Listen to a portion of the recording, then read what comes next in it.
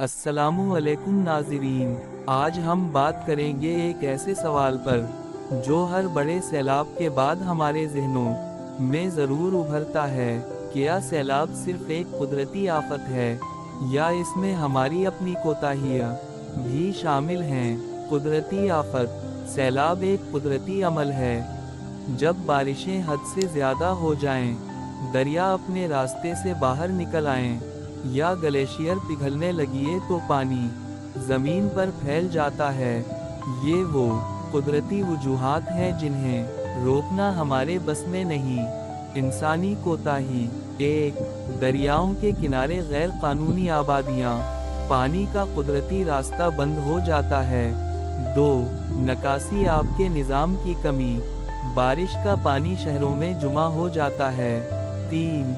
जंगलात की कटाई। दरख्त न होने से बारिश का पानी ज़मीन जज़्ब नहीं कर पाता। 4.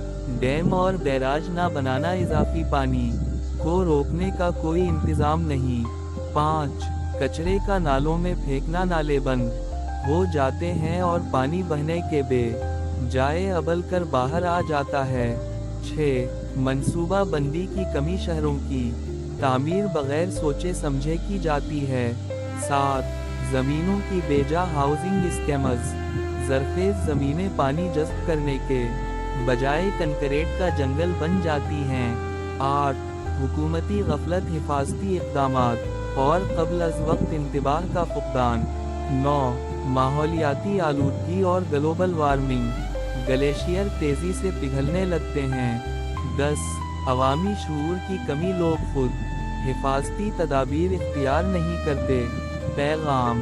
सैलाब को मुकम्मल तौर पर रोका नहीं जा सकता, लेकिन अगर हम मनसूबा बंदी करें, दरख्त लगाएं, बेहतर निकासी का निज़ाम बनाएं और कानून पर अमल करें तो उसके नुकसानात को ज़रूर कम किया जा सकता है। तो नाज़रीन, अब फैसला आपके हाथ में है।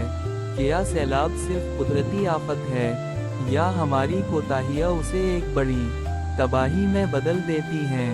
मज़ीद वीडियोज़ देखने के लिए चैनल को सब्सक्राइब करें।